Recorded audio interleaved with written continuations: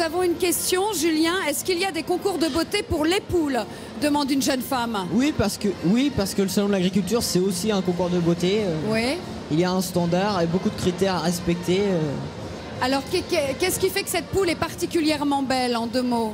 Son poids, il faut qu'elle soit le plus fournie en duvet. C'est la plume, le camail. Ce qu'il y a autour du cou, c'est le camail. Oui. Une crête la plus petite possible. Oui.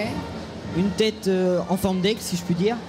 Et puis la plus docile possible. D'accord, la plus docile partout. Est-ce que c'est vraiment un critère de beauté?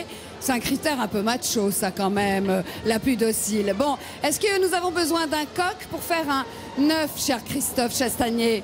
J'ai mieux que ça à vous offrir. Devant le visage émerveillé des enfants, nous assistons à la naissance d'un poussin.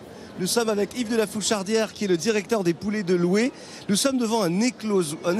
Un éclosoir, oui, où vient d'éclore depuis ce matin déjà 20 nouveaux petits Parisiens.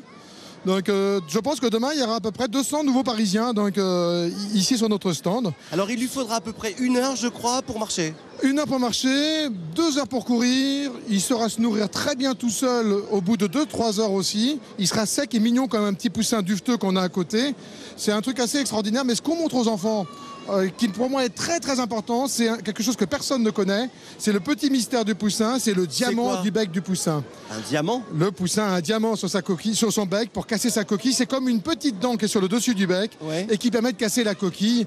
Et c'est quelque chose qui ne dure que le temps de l'éclosion. Donc demain matin, ces petits poussins n'auront plus de diamants, ils seront tombés. Il y a une question que pose Valérie, mais que pose aussi bon nombre de gens qui sont autour de votre stand, qui a d'ailleurs beaucoup de succès. Est-ce qu'il faut un coq par œuf? Alors, il ne faut pas un coq par œuf. Il y a un coq pour 10 poules en général dans une basse-cour. Les coqs sont très actifs. C'est un coq pour 10 poules. Si on met plus d'un coq pour 10 poules, en général, ils se bagarrent entre eux. C'est bien normal. Voilà ce qu'on pouvait vous dire. Donc, évidemment, ce stand, un des succès ici. Nous avons parlé de la Sarthe, nous avons parlé de la Basse-Normandie, nous avons parlé du Maine-et-Loire. N'hésitez pas à venir au Salon de l'Agriculture. Il y a encore énormément de choses à découvrir. Merci à vous, Christophe. Excusez-moi, voilà, j'étais tombée sous la table parce que soudain ça s'anime énormément sur ce plateau. Nous avons effectivement, c'est Madame Cléo, c'est ça? Absolument. Qui s'énerve un peu. Effectivement, la poule s'est quelque peu soulagée aussi. Elle est très à l'aise. Elle est très très à l'aise avec nous, cette gentille poule numéro 25. Alors, il va falloir expliquer quelque chose de très difficile à Sydney. C'est que Sydney va devoir laisser Armelle. Voilà. Parce que